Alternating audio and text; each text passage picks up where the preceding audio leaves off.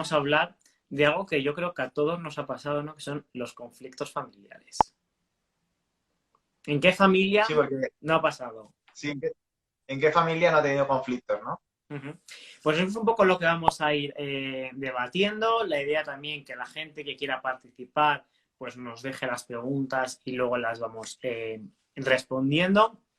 Y bueno, vamos a hablar sobre todo que estás en el día a día. ¿Qué conflictos familiares suelen ser los más frecuentes y si hay una franja de edad concreta?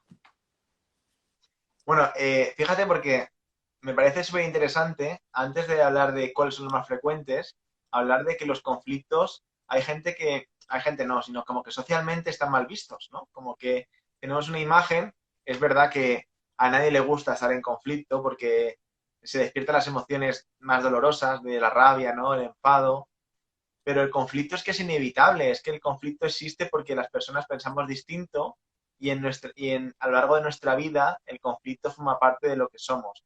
Y tiene una parte buena dentro de lo malo y es que nos ayuda a crecer cuando solucionamos, cuando conseguimos reajustarnos, cuando esto pasa, crecemos, ¿no? Y tanto a nivel individual como a nivel familiar, ¿no? Las familias, es inevitable que en todas las familias haya conflictos porque somos personas y las personas tenemos diferentes formas de ver la vida, ¿no?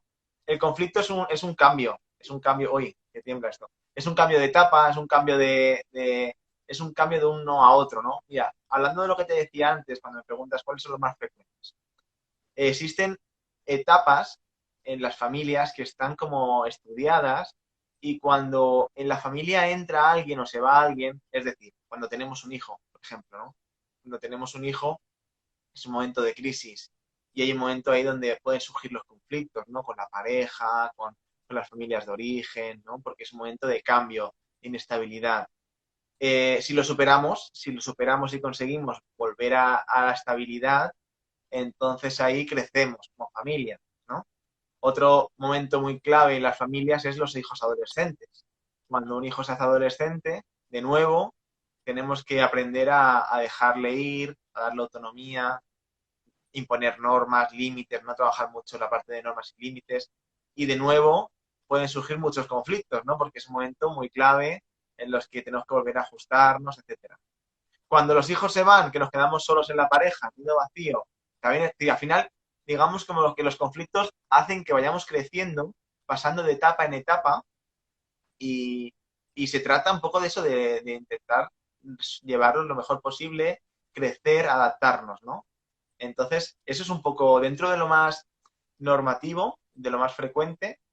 Pensar en las etapas del ciclo vital nos da un mapa de cuáles son los conflictos más frecuentes, ¿no? No sé, yo por ejemplo cuando trabajo con familias y me viene con un hijo adolescente con el tema de los límites, el tema de, ¿no? de todas esas dificultades que tienes, pues al final lo ubicas dentro del ciclo vital de las familias, están pasando por este momento concreto que lleva una serie de características concretas, ¿no? Y ahí eso es muy frecuente. Los adolescentes, hijos, cuando llegan los hijos, las parejas, ¿no? Todos tienen conflicto todo el rato, conflicto y crecimiento. De hecho, el conflicto, ¿no? El proceso del conflicto es parte de ese cambio y siempre yo digo que cuando hay un conflicto hay una oportunidad, ¿no? De mejorar y lo que es súper importante, ¿no? Lo que comentas, en cuanto a padres e hijos, hay etapas donde tenemos que educar en la etapa de la niñez con una serie de límites, de norma, en la etapa de la adolescencia otra, pero que no se nos olvide, o esta es mi opinión, que la educación también tiene que ser bidireccional, es decir, donde los padres tienen que educar a los hijos y donde los hijos pues hemos tenido también que demostrar, ¿no? Esa confianza, esa responsabilidad y hacer ver a nuestros padres que somos personas responsables, ¿no? Y los padres también se tienen que dejar tener esa enseñanza, ¿no? Yo creo que muchas veces se nos olvida, ¿no? De como yo soy padre, yo o madre, ¿no? Yo decido y tiene que ser algo común, ¿no? Claro, porque fíjate que no hay una única causa, ¿no? No es, el hijo es adolescente, puede ser una explicación y se está volviendo rebelde porque quiere irse con los amigos, o también la otra explicación puede ser, que es la que dicen los hijos adolescentes, mi madre, mi padre es muy pesado y no me deja irme, ¿no? ¿Quién tiene razón? Bueno, pues realmente ninguno de los dos y los dos, porque al final es un círculo, ¿no? Es un círculo que se retroalimenta y se trata de que ambos, tanto los padres como los hijos, se adapten. Hay una frase que me gusta mucho, la verdad es que ahora mismo no recuerdo de quién es, espero que no me, por plagio no me, pero dice que realmente el problema no es el problema es cómo vemos el problema. Lo importante aquí no es si a qué hora tiene que volver a casa el hijo adolescente o no. Se trata un poco de cómo cada uno, como los padres, entienden esa dificultad, si la ven como un reto, como que les está retando su hijo porque vuelve más tarde, o la ven como que es algo normal que vuelva más tarde porque está con los amigos, ¿no? Depende cómo miren, pues eso, pues no hay, la verdad absoluta no existe. En un conflicto, por ejemplo, que hablamos hoy de conflictos, depende de las dos partes. No, el conflicto, siempre pensamos que tengo yo la razón, ¿no? A ti te pasará, cuando estás en un conflicto, estás peleándote con alguien, con tu pareja, con tus amigos, siempre dices, tengo yo la razón, pero realmente la razón ni tú ni yo, al final es un poco, es tan relativo, la verdad. ¿Quién Es tiene la verdad? como cuando miras un prisma, ¿no? Todas las personas miran el mismo prisma, pero cada uno ve una cara del prisma. Y al final, yo siempre digo que el 90% de los conflictos se pueden solucionar o incluso no llegar a los conflictos si hay comunicación, ¿no? Muchas veces no tenemos los espacios o no sabemos expresar esas emociones. Los padres, ¿no? No saben ser capaces de expresar por qué no quieren que sus hijos lleguen a cierta hora. Y los hijos tampoco saben, ¿no? Expresar de, oye, mis amigos se quedan una hora más, cuando yo me voy antes me siento de esta manera. Es decir, es muy importante poder crear lugares, espacios donde poder comunicar y expresar sin miedo las emociones. Además, fíjate porque cuando hay un conflicto, es un momento divino, de oro, un momento de oro para aprender habilidades. Cuando surge una dificultad, es un momento clave para enseñar habilidades a los hijos. Por ejemplo, lo que estás contando cuando llego, cuando dejo de venir, ¿no? Es decir, es un momento clave para enseñar a hablar de la convivencia en la casa, de que nos acostamos. O yo me viene a la cabeza, por ejemplo, una madre que me contaba que su hija se llevó al colegio un juguete, que ella le dijo, no te lo lleves, que te lo van a romper, ¿no? Y cuando salió se lo habían roto, ¿no? Entonces, esta madre me contaba que lo que le hizo fue reñirle, regañarla, fue castigarla, ¿no? Y hablando de esto, de este conflicto que tuvo con esta hija, que es una niña pequeña, ¿no? No tiene nada que ver con la adolescencia, pero ¿de qué momento más importante ese para enseñar valores de cuidado de las cosas que tienes tú propias, que en vez de tomar el conflicto como algo negativo, darle la vuelta y ver la oportunidad de enseñar valores puede ser algo muy clave, ¿no? Cuando los hijos adolescentes están, que quieren irse, que quieren, pues un poco cuando eso no lo cumplen, cuando llegan tarde, pues enseñar valores de convivencia o valores de respeto a los demás puede ser algo muy bueno. Pero es difícil, ¿eh, Víctor? Porque a veces es que cada uno tiene su propia mirada. Los padres se preocupan por los hijos de que no les pase nada y los hijos pues quieren irse con los amigos, quieren separarse. Es parte del proceso, ¿no? Además, es necesario que cada uno también viva la equivocación, tanto el éxito por un lado o fracaso si lo hubiese, ¿no? Y también decir a los padres que luego hay una etapa de volver otra vez al hogar, ¿no? Y es parte de ese proceso. Además, que ser padre, ser madre, yo creo que es la profesión más difícil que no se estudia en ninguna universidad y pocas escuelas de padres y madres existen. Eh, Luego hay un tema que nos preocupa muchísimo y que yo creo que surge mucho cuando, pues bueno, pues una pareja, unos padres, unas madres deciden separarse, divorciarse, porque la situación ya es insostenible, ¿no? Producto de muchos conflictos que no han sido capaces de solucionar. No voy a entrar a juzgar por qué, ¿no? Y ahí están los menores. ¿Qué papel jugamos los trabajadores sociales en estas circunstancias? Depende de dónde estemos trabajando, ¿no? Depende del servicio en el que tú estés como trabajador social, juegas un papel u otro. Si estás trabajando en un servicio de protección a la infancia, si estás trabajando en servicios sociales y en un servicio de protección a la infancia, y esa situación de conflicto entre los padres empieza a calar en los niños, y a calar me refiero en el sentido de que muchas veces se instrumentaliza a los hijos, ¿no? Se pone a los hijos en medio del conflicto para atacar al otro, ¿no? Entonces, cuando esto pasa y es muy inconsciente, muchos padres que no se dan cuenta, pero están tan heridos, están tan metidos en ese conflicto que a veces les cuesta no meter a los hijos en medio. Entonces, si esto sucediera, si esto el niño empezara o la niña a generar síntomas, a generar dificultades y en el colegio se dieran cuenta, ¿no? Pues imagínate un trabajador social educativo que estuviese en el centro educativo, podría percatarse de esta situación, podría dar pautas a los profesores para cómo trabajar con esta niña, el proceso para que pueda entenderlo mejor, podría hablar con los padres para darles pautas en ese sentido, ¿no? Eso sería un trabajador social educativo que ojalá el trabajo social estuviese en los centros educativos porque evitaríamos que la situación se enquistara, se cristalizara este tipo de maltrato y acabara en los servicios sociales.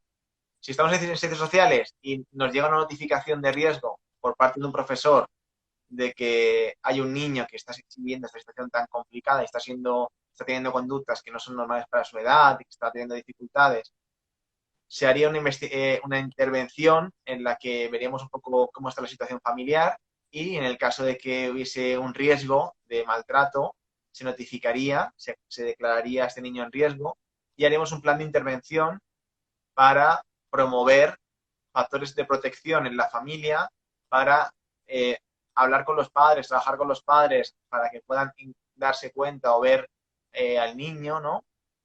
Quizá derivar a terapia. Aquí en la Comunidad Valenciana trabajamos, están los equipos de intervención con infancia y adolescencia que hacen terapia familiar también. En este caso sería muy bueno hacer terapia familiar porque la terapia familiar les va a ayudar a los padres a relacionarse mejor y a poder ver eso, ¿no? Y en el caso que no con esto no consiguieran solucionar sus conflictos, que el niño, la niña siguiera muy en peligro, que su desarrollo se viera muy afectado, habría que hacer un desamparo. Y un desamparo significa protegerle, ver si a otro familiar cercano, una abuela, un tío, pudiera hacerse cargo de este niño.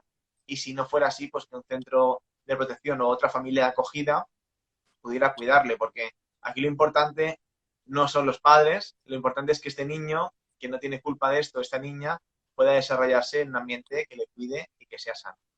Este es un ejemplo, De, de hecho, un panorama pero que podría ser otro tipo de intervención, porque yo, por ejemplo, donde trabajo yo, es una ONG, y lo que hacemos es trabajar con familias, orientaciones, y trabajamos en caso de que se hayan separado, que muchas familias se separan y lo hacen bien, ojo, no todas las familias que se separan acaban, esto es estoy contando una situación muy extrema, pero hay familias que se separan y que con un poquito de orientación, yo en mi caso lo que hago con las familias es orientarles para decirles cómo contárselo a los hijos, cómo trabajar con ellos. También tenemos cuentos y les dejamos algún cuento para que les puedan servir de apoyo para contarles cosas.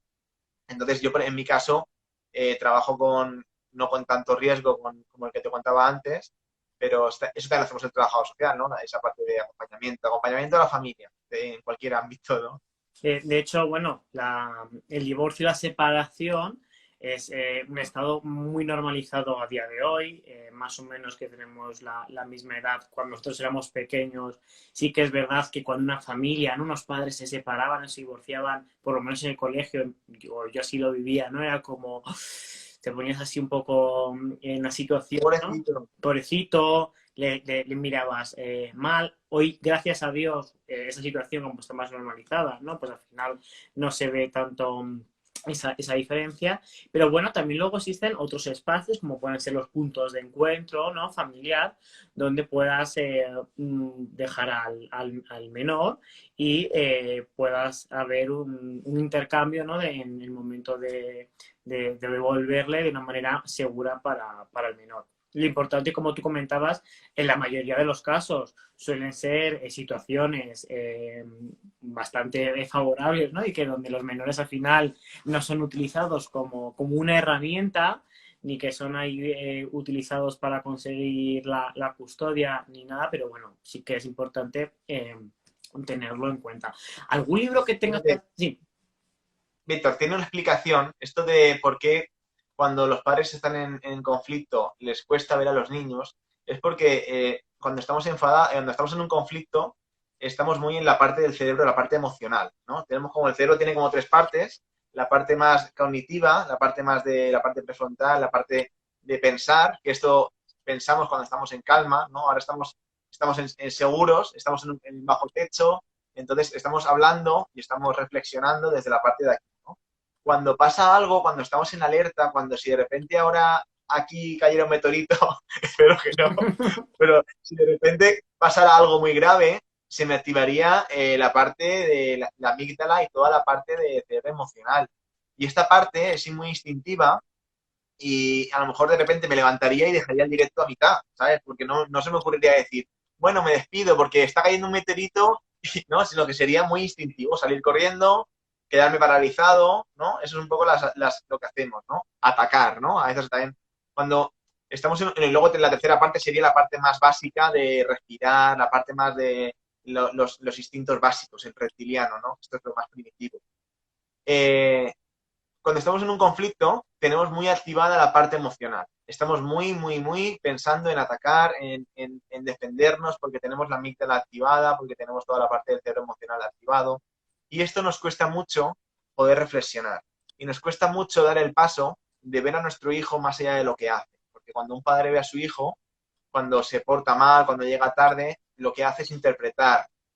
Llega tarde porque está con los amigos, está experimentando, es una visión real de lo que está pasando.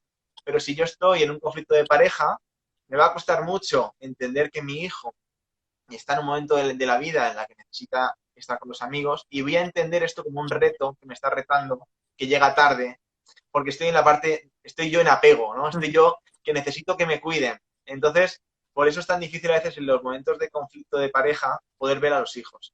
Yo pienso que sería súper útil y muy necesario que existiera un servicio para que cuando una pareja se separe con hijos pudiera tener acompañamiento especializado, porque creo que son momentos muy clave y son momentos en los que, ya te digo, a lo mejor no es necesario, pero el que pueda un profesional calmar, bajar un poco esa parte del conflicto para que los niños no sufran, creo que debería ser algún servicio que hoy en día falta. Entonces, si alguien nos está viendo que tiene dinero y quiere financiar un proyecto que es muy necesario, este sería un proyecto que hoy en día sería muy necesario. O un emprendedor, es decir, que muchas veces pues un emprendedor puede montar una especie de gabinete, ¿no? De espacio, llamémoslo X, donde, oye, a lo mejor las familias pueden pagar por ese servicio por el bien de sus hijos, ¿no? Igual que llevamos a los hijos a refuerzo cuando lo necesitan, por su bien, o al dentista por su bien, pues a lo mejor también por el bien del menor le tenemos que llevar a un servicio de estas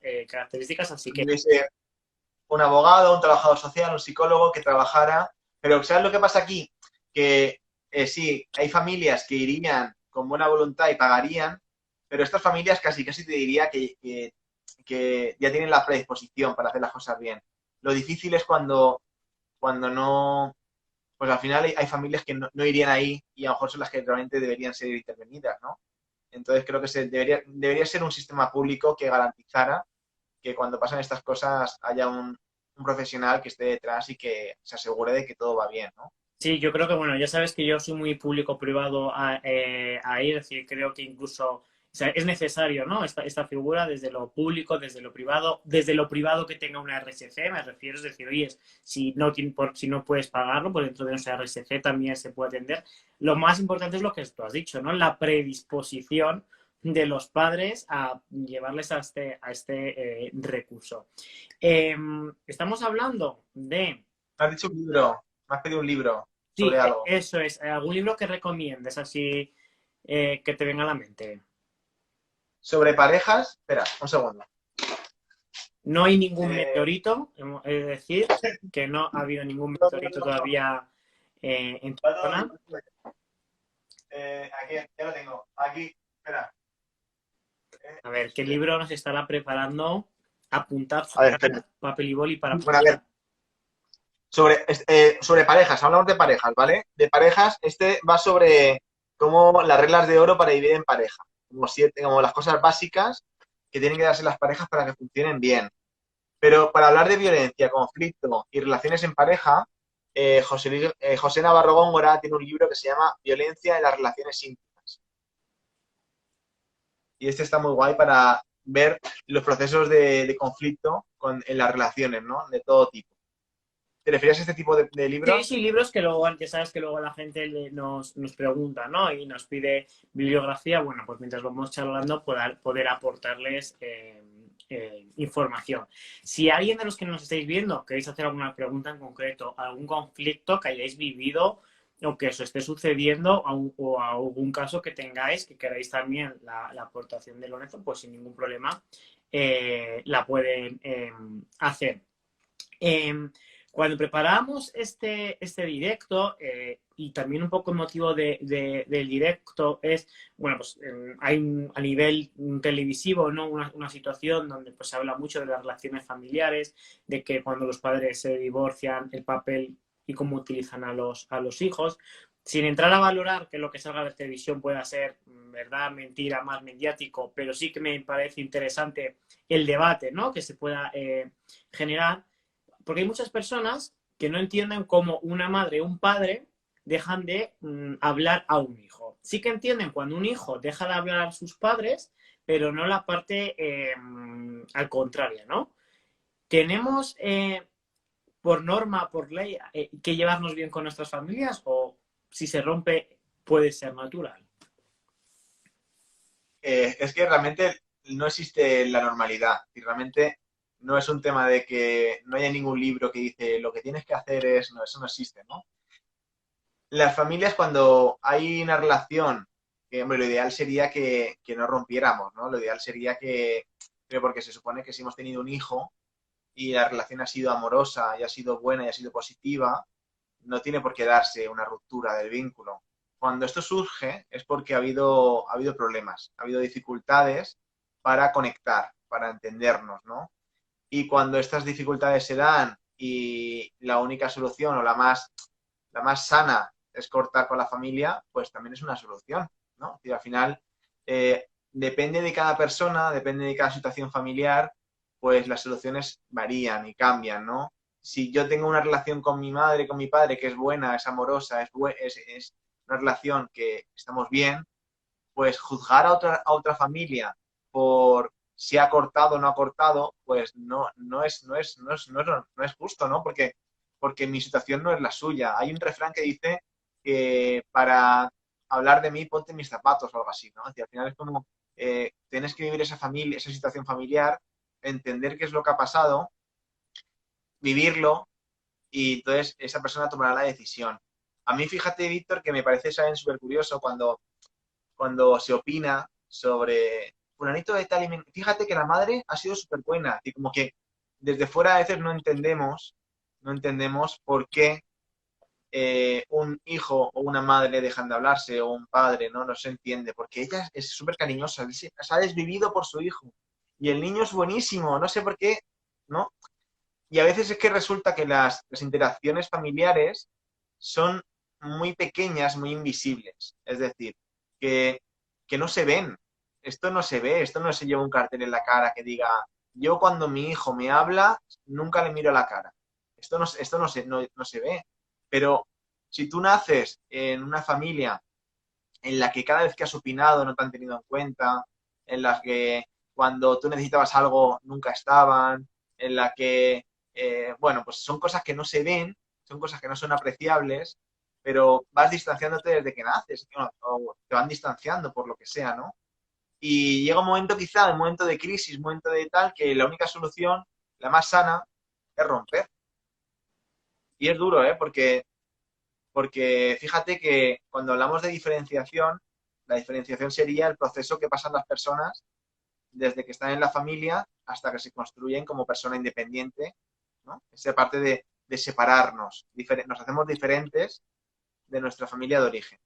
Pues una diferenciación sana consiste en poder ser autónomos, pero tener una relación que nos permita volver cuando lo necesitamos a la familia de origen, sin deudas, sin deberle nada a nadie, pero un lugar seguro. Cortar con nuestra familia de origen 100% nos dificulta un poquito la diferenciación porque no nos permite esa seguridad de volver atrás. Por lo tanto, ¿es sano dejar de estar relacionándote con nuestra familia de origen? Pues si ha sido una relación conflictiva, si te aporta muy poco, si esta relación ha sido muy tóxica y te está doliendo muchísimo, pues a veces es la única solución. No es la aconsejable porque, no por nada, sino porque cortar te va a dificultar separarte, porque vas a estar emocionalmente conectado. Aunque cortes de físicamente, te va a doler. Entonces ese dolor te sigue atando un poco, ¿no? Entonces siempre que se pueda resolver, siempre que se pueda hablar, ir a terapia, va a ser bueno. Y luego también Pero si no se puede, puede ser si no temporal. se puede, puede ser temporal o podemos ir individualmente. Es decir, que si la solución no está, no se puede arreglar la solución con la madre, puedo ir yo a terapia individualmente para al menos digerirlo yo y trabajármelo yo para que me duela menos. Sí, es lo que comentabas también, ¿no? Cuando juzgamos, ¿no? El refrán de ponerse en el zapato de los otros, no es la empatía, al fin y al cabo.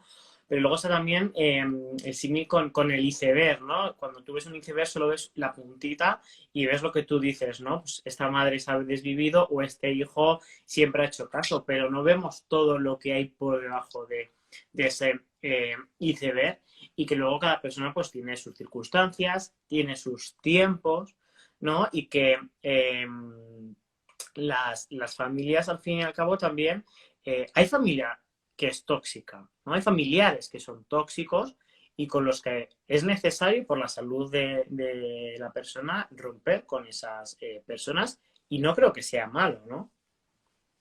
Fíjate, yo lo de la toxicidad, es que esto de la teoría de las personas tóxicas, las amistades tóxicas, yo esto no fíjate, un libro muy guay también, El daño que se hereda. Aquí habla de qué pasa cuando un padre o una madre tiene trauma. Cuando un padre o una madre tiene trauma porque de pequeño ha tenido una situación difícil, cuando cría le resulta muy complicado conectar con ese hijo.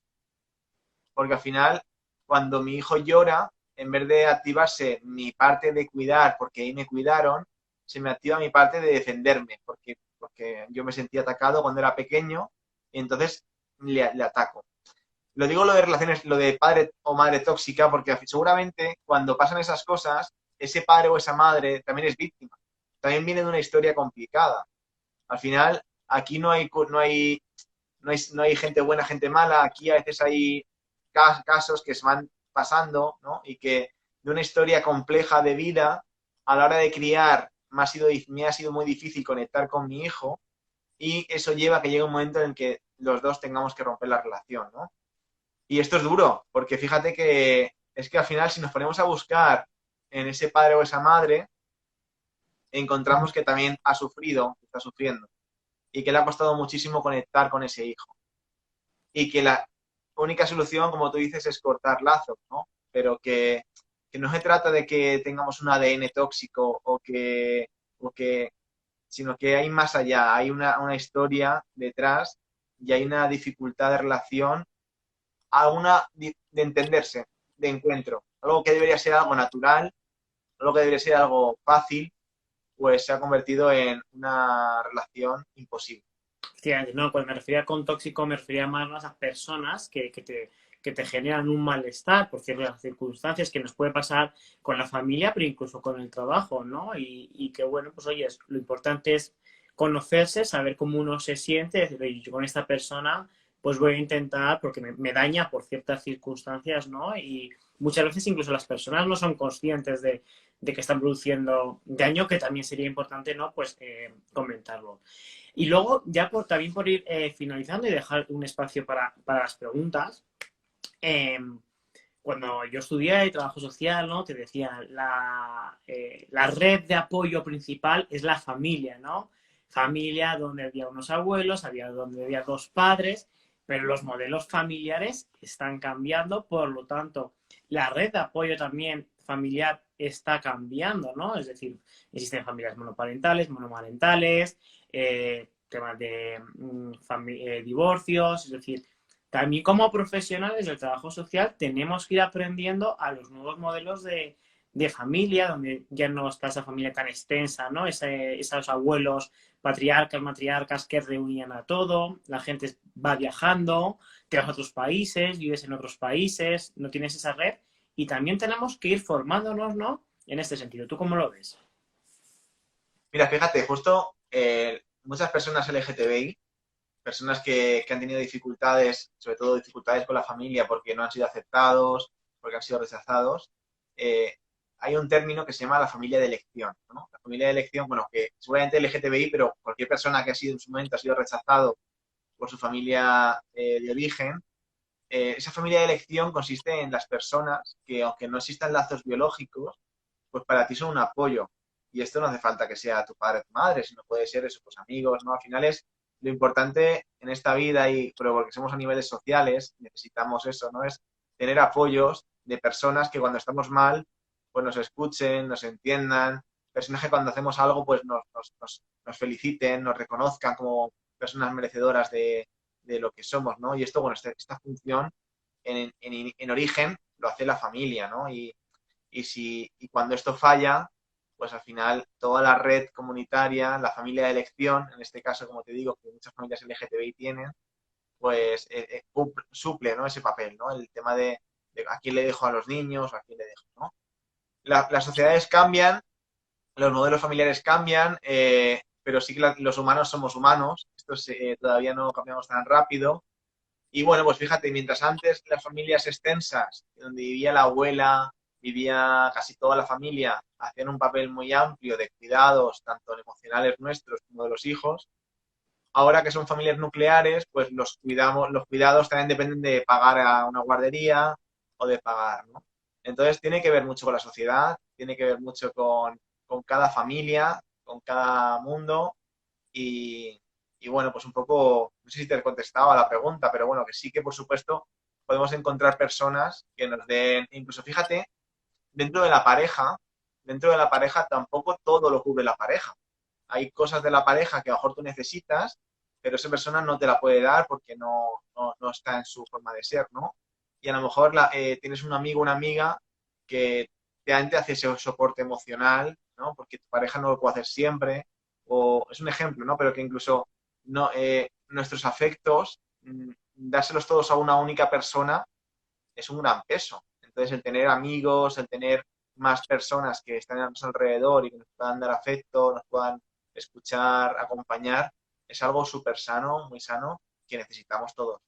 Justo hablando de esto, ¿no? De esa única persona, hemos estado hablando de los conflictos, de cuando hay una mala relación, pero luego está el caso como opuesto y extremo, cuando hay una vinculación entre madre, padre, hijo e hija súper, súper fuerte, de estar 24 horas juntos, de hacer todas las cosas juntos, que muchas veces eso también hay que saber gestionarlo.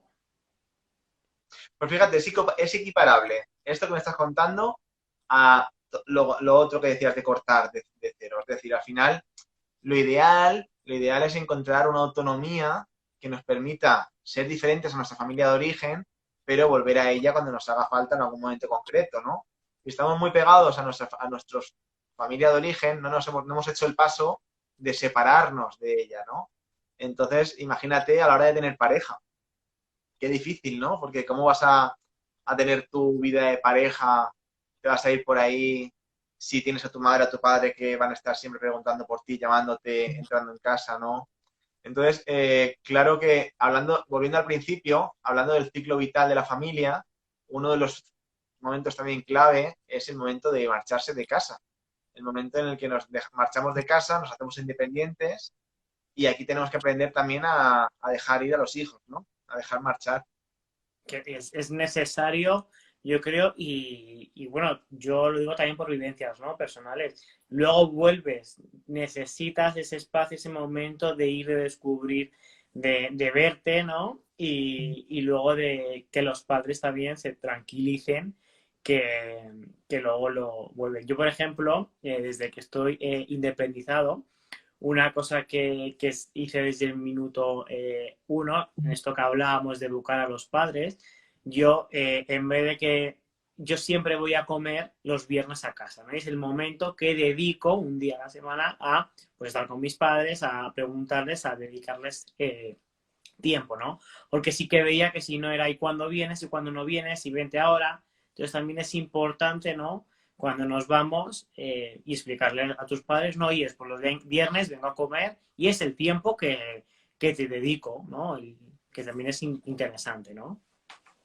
Fíjate que además de separarnos físicamente, también se habla de separarnos emocionalmente. Al final, yo puedo ir todos los viernes a comer a casa de mis padres, pero no significa que esté pegado a mis padres. Significa que los viernes vamos a comer como un ritual a casa de los padres. Y yo tendré hijos y puedo ir a comer con mis hijos a la casa de mis padres y yo, mis hijos, que al final, sobre todo hablamos de diferenciarse, de separarse emocionalmente. Es decir, que seamos personas autónomas, que podamos, pues eso, al final tener una diferencia. Yo, por ejemplo, cuando eres pequeño, lo que tus padres te dicen tus padres, tú le dices que sí porque tienen razón, y cuando ya llega un momento que eres adolescente vas un poco eh, cuestionando sus formas de pensar, y cuando ya te separas y te independizas, pues yo ahora hago comidas o hago cosas que mi madre no hacía, o ahora yo tengo mi forma de ser, mi forma de actuar diferente a la de mis padres. Entonces, es separarnos no solamente físicamente, sino separarnos como una mente aparte, autónoma, capaz, ¿no? Capaz de vivir, de sobrevivir. Pero lo sano es cuando estoy mal, poder llamarle y poder ir, claro, ¿no? Y luego lo que comentas también, enseñarles, ¿no? Esas nuevas vivencias, ¿no? Por ejemplo, lo que comentabas con la comida, ¿no? Son ejemplos muy claros. Yo he hecho comidas que mis padres jamás habían hecho, ¿no? Y ese momento de te enseño lo que yo como, te redescubro, ¿no? Que también es parte, yo creo que de la vivencia, ¿no? Ellos nos han educado y luego pues tú vas un poco enseñándoles, ¿no? Y viendo nuevas formas de, pues en este caso, de cocinar. Nos comentan, a ver, vamos por ir cerrando el tema de las preguntas. Desde la humildad, el principal apoyo es la propia persona, hay que empoderarla dimensionalmente. Eso es aplicar la pedagogía del trabajo social. Gracias por compartir su pensamiento, entiendo. Efectivamente, el estar empoderado uno, ¿no? y una misma es fundamental. Y luego nos comenta también Carmela la importancia de dejar ir a los hijos y en algunos casos desligarse de la responsabilidad de garantizar esa estabilidad a los padres. Nos preguntan, ¿han trabajado con matrimonios que se han convertido en nuevos padres y después del nacimiento del nene hubiese conflicto sobre el desempeño profesional de los padres y quién se queda en casa? A ver, es una pregunta muy larga. Me ha quedado claro. Al principio he entendido algo relacionado con familia reconstituida, ¿no? Sí, luego la siguiente parte es la que no me ha quedado muy claro. Fíjate, con las familias reconstituidas o familias enlazadas, cuando hay una familia que tiene hijos, se separa y uno de los progenitores rehace, ¿no? O rehace o busca una nueva pareja, lo que sería familia reconstituida. Es cierto que a veces hay dificultades, conflictos que son normales, ¿no? Porque hay que ser muy creativo, hay que ser muy creativo, ya hay que inventarse muchas maneras no sé, me contaban, por ejemplo, cuando el niño tiene una actuación del colegio, ¿quién va a verlo a la actuación? El padre, la madre, la madrastra, el padrastro, el abuelo materno, y al final se hace un poquito más complejo, se complejiza la ecuación y hay que ser muy creativo en estas familias. Y bueno, pues al final es posible que salgan conflictos, pero ya te digo, no significa que es posible solucionarlos, es posible llevarlos a cabo porque hay muchas familias que son reconstituidas y funcionan muy bien. Nos preguntan, hay madres, bueno, un comentario, hay madres tan sobreprotectoras que establecen límites muy aglutinados y hasta hacen sentir mal a los hijos si estos pretenden ser autónomos o independientes, ¿no? Lo que comentábamos antes. Y luego nos preguntaba Fíjate, Irene, un momento, Víctor, antes de seguir, para no criminalizar tanto a esta pobre madre que está en sobreprotectora, a veces lo que te decía antes de que vienen de una herida, ¿no? Que hay madres, por ejemplo, padres que de pequeños se han sentido carenciados de amor, que no han tenido el afecto necesario y que el hecho de tener un hijo les hace sentir llenos, porque los hijos son fuente incondicional, ¿no? De afecto. Entonces, al final, a veces tenemos un padre o una madre herida, que sobreprotege a su hijo porque en su infancia no le cuidaron a ella, ¿no? Entonces, es ese efecto péndulo en el que sobreprotejo a mi hijo y maltrato, porque al final si una sobreprotección si es muy grande, le estoy dificultando que crezca esta persona, ¿no? Pero bueno, sí que un poco por hacer el inciso de que estas madres, a veces las madres y los padres están heridos y que no es un tema de que sobreprotejan porque sí, sino porque hay algo ahí que les duele, ¿no? Luego, como ahí ese salto generacional, ¿no? Como mis padres o mis madres me hicieron esto, yo no lo hago, o a viceversa, ¿no? Como no me hicieron esto, lo hago yo. Pregunta Irene, en el caso del acogimiento familiar, además de los conflictos del ajuste al principio, ¿qué otros conflictos resaltaríais? En el acogimiento familiar, eh, Pues es que aparte de, es que depende de cada caso. Es decir, que realmente dependerá de cada niño y dependerá de cada padre. Es importante en el acogimiento familiar, pues que la familia tenga muy claro que está cuidando al niño de otra familia y que está haciendo una labor de ayudar a un niño y ayudar a una familia entera. Esto es importante que la familia lo tenga claro y también es importante acompañar a ese niño en entender su situación de acogido, porque a veces, pues eso, es un plus, ¿no? Digamos que las familias de acogida, familias adoptivas, tienen el plus de la crianza, tienen el plus de vincularse con un niño que ha tenido una ruptura de vínculo y vincularse para que se repare ese vínculo, y tienen el plus de facilitarle que entienda su historia y acompañarle en entender qué le ha pasado, por qué, porque al final, fíjate que un niño acogido tiene que entender o tiene que algún día llegar a hacerle el clip que su familia no le cuidó como él merecía, o que le hicieron daño, o que su madre, o sea, al final todo ese tipo de cosas son dolorosas y una familia acogida tiene que acompañar, que no ocultar, ni mentir, ni porque a veces tenemos los adultos la idea de que para que los niños no sufran no hay que contarles, ¿no? Y es al revés, hay que acompañarles y poquito a poco dándoles información para que vayan digiriendo ese dolor, ¿no? además yo creo que sobre todo también cuando un niño hace una pregunta, si hace la pregunta es porque yo creo que está también capacitado a escuchar una respuesta que debemos adaptar, que debemos, ¿no? Por ejemplo, el tema de la muerte, que es un tema también que muchas veces los padres, las madres no saben cómo tratarlo, lo ocultan, ¿no? Yo creo que al final hay que contarlo. Existen muchos libros para que nos pueden ayudar, vídeos o profesionales. Unas preguntas que nos hacían, voy a ir un poquito hacia arriba. Por cierto, cuando hablaban de acogimiento familiar, si en este caso Irene está interesada, hice un podcast que está en Spotify sobre la Academia de Trabajo Social, se llama el podcast, donde hablamos del tema. Y a ver, nos dicen, por ejemplo, ambos padres desean seguir desempeñándose profesionalmente y se encuentran con la dificultad sobre quién se queda en casa para cuidar de los hijos o decidir sobre la guardería donde lo dejarán. Un conflicto muy, quién deja su trabajo, ¿no? En este caso, para cuidar.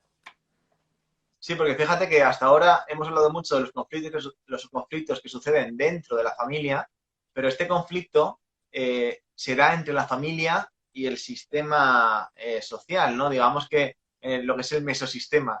Es decir, que a veces esta sociedad nos dice, ten hijos, hay que tener hijos, es bueno tener hijos, pero cuando los tienes, todos son problemas, porque no podemos conciliar y la conciliación es un reto que todavía esta sociedad no nos facilita para nada poder criar y poder trabajar. Entonces aquí realmente es un problema no tanto de la unidad interna de la familia, sino de cómo está estructurada esta sociedad en la que si no trabajan dos personas no llegamos a fin de mes, pero si trabajan dos, pues al final, ¿qué hacen las familias? Dejárselo a la abuela, dejárselo a alguien, pagar una guardería, y todos estos sistemas que nos llevan a consumir, ¿no? Porque antes, cuando no había este sistema tan capitalista y tal, pues se lo dejamos a lo mejor a la familia nuclear, perdón, la familia extensa, la abuela como vivía en la casa, pues no había problema, la abuela se quedaba cuidando. Pero ahora tampoco es cuestión de cargar a los abuelos, es que también es verdad que tampoco podemos coger y ahora el abuelo que ha estado criando toda la vida, que siga criando. Es que los abuelos realmente no deberían criar, los abuelos deberían ser abuelos y se dice malcriar, ¿no? Pero en el fondo es dedicarse a darles otra parte al niño, la parte educativa, corresponde más a Yo a creo los padres. que lo importante sería que ambas partes hablasen, quién de los dos decide tomar una decisión para que nunca en un futuro se pueda echar, perdón, en cara a nada y poner en la balanza. Cuando yo creo que uno decide ser padre, creo que es de los actos de amor más grandes que hay porque supone dejar de hacer tú cosas en la vida por darlo al hijo, ¿no? Y una de las cosas, pues que igual que tu tiempo se va a reducir porque tienes que, pues, si cambiar pañales o darle de comer o hacer actividades, pues a lo mejor una de las cosas que tienes que renunciar, porque el sistema es el que es, me refiero, ojalá lo pudiéramos cambiar, pues oye, es quien de los dos renuncia. Súper importante. Lo que ha dicho Víctor me parece súper importante, lo de que se haga lo que se haga sin que luego vengan reprimendas, ¿no? Porque a veces hacemos cosas y no estamos del todo convencidos y luego después sentimos que, pues, mi vida, he dejado mi vida de lado, tú no, ¿no? Entonces, si tomamos una decisión, intentar que sea sin condiciones y que los dos estemos de acuerdo y que sea la más justa para los dos, que estemos los dos lo más justo. Y si esto lleva a una gran crisis de pareja, a un momento podemos ir a terapia. Podemos ir a terapia e intentar hablarlo, intentar resolverlo. Forma parte de lo que te decía antes del ciclo vital de crianza en el que llegan los hijos y tenemos que darles un hueco a los hijos, tenemos que ver a nivel profesional cómo lo hacemos y si esta situación nos desborda y no conseguimos llegar a un acuerdo en el que ambos estemos satisfechos, podemos buscar ayuda profesional para intentar ver la mejor manera. Hablamos de la llegada de nuevos miembros, incluso muchas veces animales, que no no hemos hablado, ¿no? Pero que también la incorporación de animales en una familia puede generar conflictos. Nos preguntan, y así justo vamos a ir cerrando para hacer la hora, ante el conflicto familiar, sobre todo con adolescentes, ¿qué estrategias podemos desarrollar para llegar a acuerdos? Pues los adolescentes es que ya hay que hablar mucho con ellos. Los adolescentes tenemos que hablar mucho con ellos e intentar dialogar para que las cosas que vayan a pasar. Mira, hay una cosa clave, es no esperarnos a que sucedan las cosas, ¿no? Si tenemos claro que habrá un momento en el que nuestro hijo querrá explorar y querrá tomarse una cerveza, pues a lo mejor es bueno, antes de que llegue ese momento de crisis o momento de conflicto, que lo hablemos con ellos, ¿no? Que intentemos adelantarnos todo lo posible a esa situación. Fíjate que con los adolescentes pasa algo muy clave y es que ellos se están separando de nosotros, quieren ser diferente a nosotros. Entonces, eh, es difícil a veces consolarse en los padres, ¿no?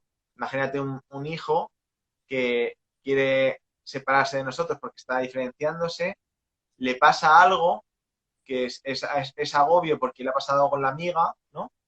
Y claro, en el fondo necesita nuestro acompañamiento, pero si se acerca a nosotros, entra en crisis con su necesidad de separarse, ¿no? Sobre todo es clave leer las conductas de los hijos adolescentes como un mensaje, que significa, mamá, papá, estoy mal, no sé qué me pasa, necesito ayuda y quizá no estoy haciéndolo del todo bien. Es decir, a lo mejor estoy pegando un grito, a lo mejor estoy haciendo alguna cosa que es muy violenta o que no es acorde a lo que debería hacer, pero más que un ataque, realmente es una conducta que está diciendo, estoy mal, necesito ayuda, no sé cómo hacerlo, pero estoy ahora mismo en un momento complicado. Y los padres aquí un poco juegan como en el banquillo, ¿no? Aquí la idea es estar en el banquillo esperando que nuestro hijo pues venga y cuando nos pida ayuda pues poder ayudarle, ¿no? Desde ahí mirándoles y acompañándoles. Es un nudo relacional en la que me angustio, me pasa algo, no quiero ir a mis padres porque si ven a mis padres no soy independiente, pero al no ir a mis padres me angustio más todavía, ¿no? Entonces ahí es un momento donde quizá, mira, una cosa clara para que quede claro, una cosa buena es esperemos a que baje el conflicto, esperemos a que el niño se tranquilice, el adolescente se tranquilice y desde la calma hablar de lo que ha pasado. Importante, muy, muy, muy importante. También yo que he vivido el tema de adolescencia, estar en grupos tipo de actividades deportivas o socioculturales, ¿no? Donde está la figura de un monitor, que es alguien más próximo también a la edad del adolescente. Este tipo de actividades saludables también pueden ayudar para que, en este caso, el adolescente, cuando tenga un problema y no quiera acudir a los padres por ese momento que decimos de distancia, pueda acudir a un educador o a alguien que vea más cercano a quien poder contar su situación.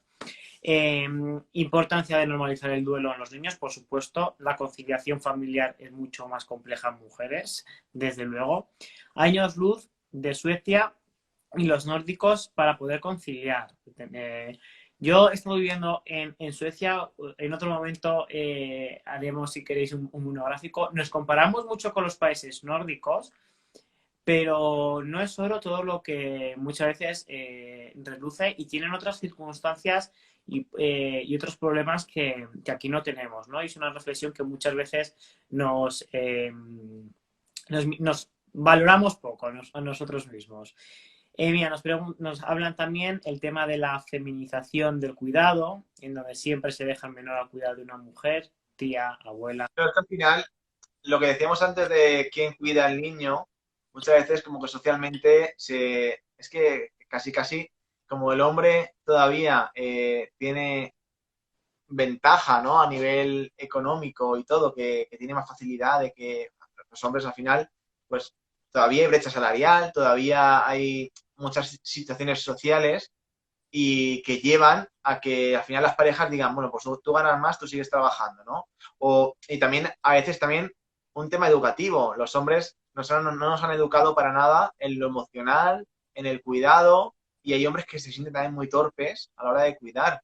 Entonces, a veces este conflicto de quién se queda cuidando es que parece que, hablando de lo de la sociedad de antes, la sociedad nos empuja a que las mujeres sean las que queden ahí. Y me parece súper injusto, porque es que de verdad, encima que es un momento complejo, encima esa presión social de que tengan que ser ellas las que renuncien a su carrera profesional, las que renuncien a todo por esto, ¿no? Pero yo creo que lo importante aquí está, por ejemplo, una cosa que acabas de decir, es decir, volvemos a lo mismo, mirarnos a nosotros mismos y a lo mejor no cuido porque no sé cómo cuidar, ¿no? O algo muy simbólico, no cambio un pañal. Es que a lo mejor el no cambiar un pañal es porque nunca nadie te ha enseñado, tienes miedo, y yo creo que es algo que tenemos que ir educando a las nuevas generaciones, que yo creo que sí se está yendo ahora más ¿no? por este camino, los juegos no sexistas, cada vez ves más a niños con carros cuidando muñecos y que se va generando, ¿no? esa sensación, ¿no? esa necesidad del cuidado. Nos preguntan, bueno, comentan que las dinámicas cambian cuando son parejas del mismo sexo, máxime si no tienen apoyo de los abuelos por no estar de acuerdo con la relación, lo que hablábamos antes, ¿no? De esa familia que eliges. Es Y que, mira, por ejemplo, tengo un vídeo subido de una charla que hice en directo con Mar González, está en mi perfil, y habla de los roles de género en las familias LGTBI. Y hablábamos de esto, ¿no? Hablábamos de cómo en las familias LGTBI existe mayor conflicto a la hora de ponerse de acuerdo. Y esto es algo muy bueno, es decir, negociar tanto quién hace cada cosa y no darlo por hecho, facilita que luego sean más felices y que tengan una mayor vida. Al final, entonces, mirarlo porque es un vídeo súper interesante que habla de esto, habla de los roles de género y cómo a veces cuestionarlos, romperlos y cómo a veces no dar por hecho que tenga que ser la mujer la que tenga que...